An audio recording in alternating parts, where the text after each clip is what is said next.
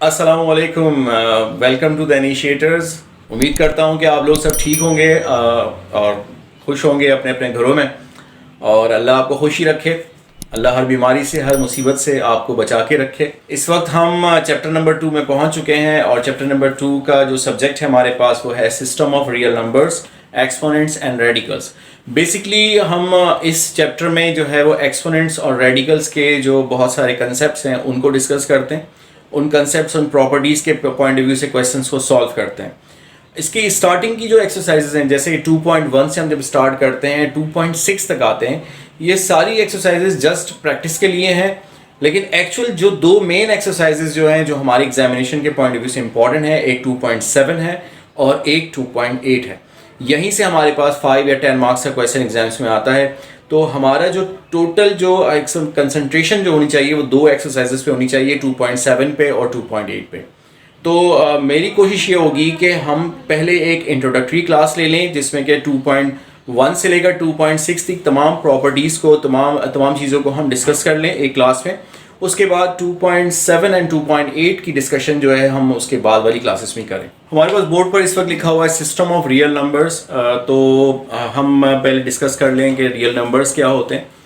हमारे पास जो नंबर्स हैं, जो हम अपनी मतलब कि जनरल लाइफ में जो यूज़ करते हैं नंबर्स, मतलब जो हमारी मैथमेटिक्स में यूज़ किए जाते हैं, उसमें दो टाइप के नंबर्स होते हैं। एक रियल नंबर्स कहलाते हैं और सेकंड इमेजिनरी नंबर्स कहलाते हैं, जिसकी डिस्कशन आप नेक्स्ट क्लासेस में कीजिएगा, जो सीनियर क्लासेस में।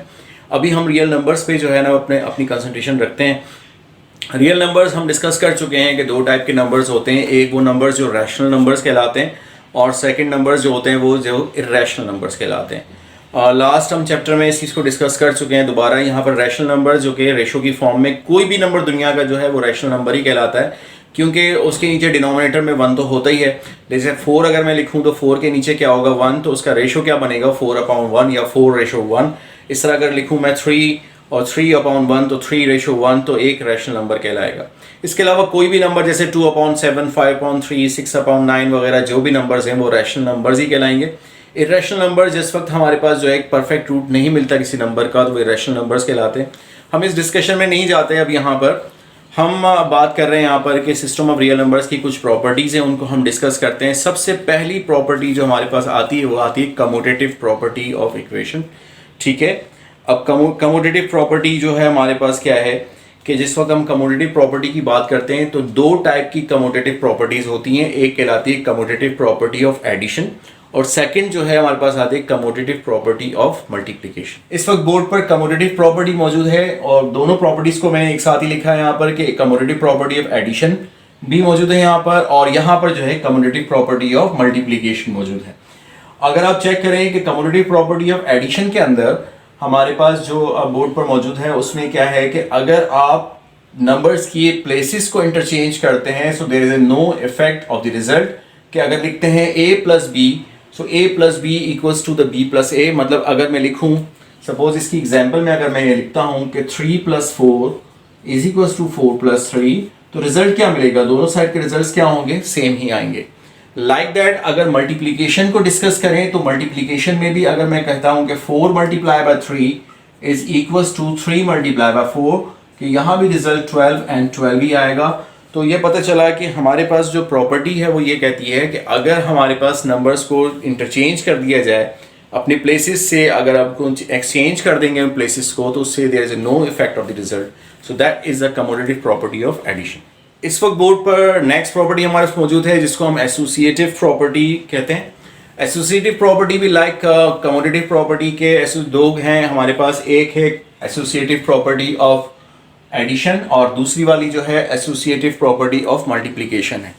एसोसिएटिव प्रॉपर्टी कहती है कि अगर कोई नंबर्स को आपस में एसोसिएट कर दें, पहले उनको प्लस कर लें देन थर्ड नंबर को प्लस करें, लेकिन या जैसे राइट हैंड साइड पे पहले 2 नंबर को प्लस कर लें और फिर देन थर्ड को प्लस करें, या पहले फर्स्ट 2 को प्लस करके देन थर्ड को, या फर्स्ट को छोड़कर सेकंड एंड थर्ड को प्लस करें, so there is a no effect on the result. Like that multiplication में भी ऐसे कि फर्स्ट 2 को मल्टीप्लाई करके देन थर्ड से मल्टीप्लाई किया जाए, या फर्स्ट को छोड़कर सेकंड और थर्ड को मल्टीप्लाई करके देन फर्स्ट से किया जाए, तो रिजल्ट में कोई चेंज नहीं आएगा। जैसे एग्जांपल मैं आपको दूं कि अगर मैं लिखता हूं 3 + 4 + 5, या मैं लिख दूं 3 + 4 + 5, तो 4 + 5 आपके पास 9 आया। 9 + 3 अगर करते हैं हमारे पास तो रिजल्ट 12 आता है। यहाँ 3 + 4 7 आएगा। 7 + 5 अगर आप ऐड करते हैं तो रिजल्ट 12 मिलता है। लाइक दैट यहाँ मल्टीप्लाई करें तो 3 और मैं लिख दूँ यहाँ 4 × 5 और यहाँ लिख दूँ 3 × 4 मल्टीप्लाई बाय 5। तो 4 5 का क्या मिला आपको 20। 20 को 3 से मल्टीप्लाई करके रिजल्ट क्या आया 60। लाइक दैट 3 4 12 आ गया। 12 5 भी क्या मिलेगा आपको 60 मिलेगा। तो पता ये चला कि हमारे पास जो है आप लेफ्ट हैंड साइड और राइट हैंड साइड के रिजल्ट्स में कोई भी चेंज यहाँ पर नहीं मिल रहा। This property is called the associative property of addition and multiplication. इस वक्त बोर्ड पर आपके पास वर्ड लिखा हुआ आइडेंटिटीज। आइडेंटिटीज दो होती हैं, एक कहलाती है मल्टीप्लिकेटिव आइडेंटिटी और एक है एडिटिव आइडेंटिटी जिसको हम कहते हैं। तो हमारे पास जो है वो जिसको हम आइडेंटिटीज कहते हैं, अगर हम एडिटिव आइडेंटिटी की बात करें तो किसी भी नंबर में चाहे वो नंबर कोई भी हो उसके अंदर अगर आप 0 ऐड करेंगे so there is no effect on the number दोबारा से वही हमारे पास मिल जाएगा। इसी तरह से मल्टीप्लिकेटिव आइडेंटिटी का मतलब ये है कि किसी भी नंबर को अगर आप मल्टीप्लाई बाय 1 करेंगे so there is no effect on the number. ठीक है। सो आइडेंटिटी की बेसिकली मीन्स क्या है कि वो नंबर अगर दोबारा रिपीट हो जाए, जैसे कि अगर एग्जांपल मैं आपको इस तरह से दूं कि अगर लिखूं कि 3 को मल्टीप्लाई कर दूं 3 को प्लस कर दूं 0 में तो रिजल्ट क्या आएगा 3। इसी तरह से अगर 3 को मल्टीप्लाई बाय 1 करता हूं तो रिजल्ट क्या मिलेगा 3। So there is no change in the number, so that is called the additive identity and multiplicative identity. अब हम नेक्स्ट प्रॉपर्टी में आ गए। नेक्स्ट प्रॉपर्टी हमारे पास जो है वो एक प्रॉपर्टी हमारे पास जो है वो है मल्टीप्लिकेटिव जिसको कहते हैं इनवर्स, और एक है एडिटिव इनवर्स। हमारे पास एक एडिटिव इनवर्स है और एक मल्टीप्लिकेटिव इनवर्स है। एडिटिव इनवर्स कहता है कि अगर किसी नंबर में उसका नेगेटिव नंबर ऐड कर दिया जाए तो उस कंडीशन में रिजल्ट जो है वो क्या मिल जाएगा आपको 0 मिल जाएगा। ठीक है। इनवर्स की मीन्स ये है कि उसका नेगेटिव, अगर कोई नेगेटिव नंबर है तो उसमें अगर उसका पॉजिटिव नंबर ऐड कर दिया जाए तो रिजल्ट 0 आएगा। लाइक अगर मैं कहता हूं कि -4 है और उसके अंदर मैं अगर ऐड कर दूं 4 को तो रिजल्ट क्या होगा 0। इसी तरह से अगर मैं लिखता हूं 5/3 लिख दूं और इसमें -5/3 को मैं ऐड कर दूं तो रिजल्ट क्या मिल जाएगा आपको 0 मिलेगा। कि जब दोनों को ऐड किया जाएगा तो रिजल्ट 0 आएगा क्योंकि माइनस प्लस माइनस होगा, 5/3 एंड 5/3 कैंसिल होगा, रिजल्ट 0 आएगा। सो that is called the additive inverse. Like that multiplicative inverse की बात करें तो यहां पर हम ये कहते हैं कि सपोज कर लें कि एक नंबर है 4, इसका मल्टीप्लिकेटिव इनवर्स याद रखिएगा 1/4 होगा। जब किसी भी नंबर को उसके मल्टीप्लिकेटिव इनवर्स से मल्टीप्लाई किया जाए तो रिजल्ट इक्वल्स टू क्या आएगा आपके पास 1 के इक्वल होगा। या जैसे कि अगर मैं लिखता हूं यहाँ पे 5/3 अगर माइनस में लिखूंगा सो -3/5 मतलब इसी का मल्टीप्लिकेटिव इनवर्स क्या होगा। अच्छा याद एक बात रखनी है, जो यहाँ पर स्टूडेंट्स जो हैं वो एक प्रॉब्लम होती है स्टूडेंट्स को कि वो कंफ्यूज हो जाते हैं कि वो समझते ये हैं कि एडिटिव इनवर्स में साइन चेंज होती है तो मल्टीप्लिकेटिव में भी साइन चेंज होती है। तो प्लीज़ याद रखिएगा मल्टीप्लिकेटिव इनवर्स में नंबर्स जो हैं वो रेसिप्रोकल होगा उस नंबर का, लेकिन साइन चेंज नहीं होगी। एडिटिव इनवर्स में कोई रेसिप्रोकल नहीं होगा, सिर्फ साइन चेंज होगी। तो यहाँ पर जो है नंबर देख लिया आप, इस नंबर का 5/3 का रेसिप्रोकल क्या होगा 3/5, बट साइन क्या रही remain same -3/5। So 3 to 3 cross 5 to 5 cross minus minus plus, तो आंसर विल बी +1।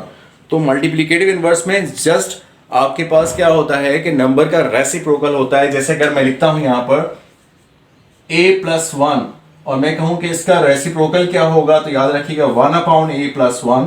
तो a+1 कैंसिल, तो 1 जो है आपके पास रिजल्ट आएगा। नेक्स्ट प्रॉपर्टी हमारे पास बोर्ड पर मौजूद है जिसको हम क्लोजर प्रॉपर्टी कहते हैं। क्लोजर प्रॉपर्टी दो है हमारे पास, एक क्लोजर प्रॉपर्टी ऑफ एडिशन और दूसरी है closure property of multiplication. Closure property of addition के अगर दो नंबर्स जो है कोई भी दो नंबर्स अगर वो रियल नंबर्स हैं कि if a is belongs to, board पर आपके सामने है, a is belongs to real number, b is belongs to the real number, if we add them so then the result will be, the outcome will be the also belongs to the real numbers। इसी तरह multiplication में भी अगर आप check करें कि if a is belongs to the real number and the b is also belongs to the real number, so then their multiplication, their result is also belongs to the real number।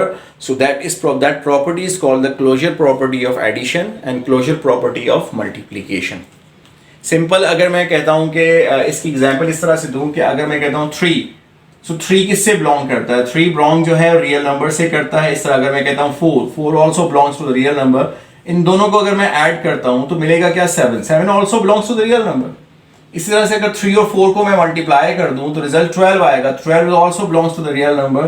So this property is called the closure property of addition and the multiplication. इस वक्त हम next property पे आ चुके हैं जिसको हम trichotomy property कहते हैं। ट्राइकोटोमी प्रॉपर्टी बेसिकली क्या है कि अगर कोई दो रियल नंबर्स हैं हमारे पास तो उसमें हमारे पास कोई एक पॉसिबिलिटी हो सकती है कि या तो वो नंबर्स एक दूसरे से छोटे या बड़े हों या वो नंबर्स इक्वल हों।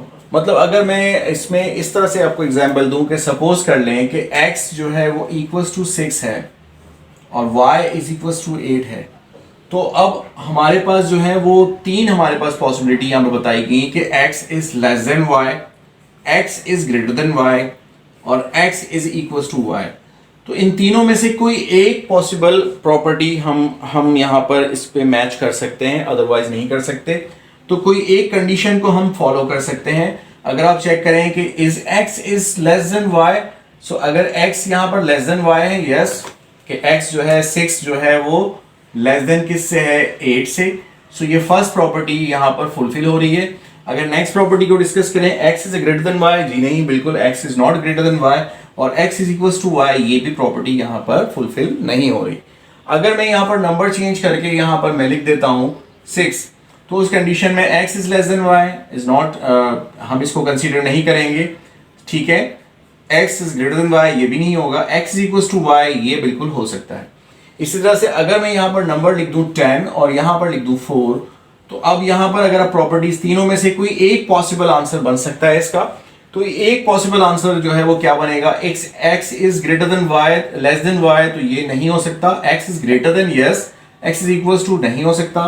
तो यहाँ पर पता चला कि ट्राइकोटोमी प्रॉपर्टी बेसिकली क्या है कि हम किसी एक कंडीशन को यहाँ पर हम एक्सेप्ट करेंगे और हमारे पास नंबर्स में तीन ही कंडीशन पॉसिबल हैं, या तो वो नंबर स्मॉलर होगा, या तो वो नंबर ग्रेटर होगा, या वो नंबर क्या होगा? इक्वल होगा। This property is called the trichotomy property. इस वक्त बोर्ड पर आपके पास डिस्ट्रीब्यूटिव प्रॉपर्टी मौजूद है। डिस्ट्रीब्यूटिव प्रॉपर्टी बेसिकली ये है कि अगर कोई दो नंबर्स प्लस हो रहे हैं और कोई नंबर उनसे मल्टीप्लाई हो रहा है, तो वो नंबर मल्टीप्लिकेटिव जो नंबर है वो उससे डिस्ट्रीब्यूट होके दोनों से मल्टीप्लाई हो सकता है। इसकी एग्जांपल कुछ इस तरह से है कि इफ द नंबर इज 4 और यहाँ पे अगर 5 + 3 है हमारे पास, सो मैं ये कर सकता हूँ कि 4 को 5 से मल्टीप्लाई कर दूँ और इसके बाद 4 को 3 से मल्टीप्लाई कर दूँ, तो 4 5 20 और 4 3 क्या होगा? 12। रिजल्ट दोनों का क्या आया? 32। यहाँ पर अगर मैं इसको पहले ऐड कर दूँ, लाइक 5 और 3 को ऐड करता हूँ तो मुझे मिलता है 8, ठीक है। 8 को 4 से मल्टीप्लाई किया तो 8 4 क्या मिला? 32। तो लेफ्ट हैंड साइड और राइट हैंड साइड के रिजल्ट्स में कोई भी चेंज नहीं आया। This property is a distributive property. So आज हमने रियल नंबर की प्रॉपर्टीज को डिस्कस किया। नेक्स्ट लेक्चर में इंशाल्लाह हम इससे आगे एक्सपोनेंट्स की प्रॉपर्टीज को एंड देन फिर रेडिकल की प्रॉपर्टीज को डिस्कस करेंगे और उसके बाद हम अपनी एक्चुअल एक्सरसाइज के ऊपर आएंगे। तो उम्मीद करता हूँ कि आपको ये प्रॉपर्टीज समझ में आ गई होंगी। ये प्रॉपर्टीज जो आपकी बेसिकली जो हैं, आप जिस वक्त एमसीक्यूज को अटेम्प्ट करेंगे तो वहाँ पर आपको ये बहुत काम आएंगी। इन प्रॉपर्टीज को आप प्रैक्टिस में रखिएगा। उम्मीद करता हूँ कि आपको समझ में आ चुका होगा। अब तक के लिए इतना ही। मिलते हैं नेक्स्ट लेक्चर के साथ। अल्लाह हाफिज़।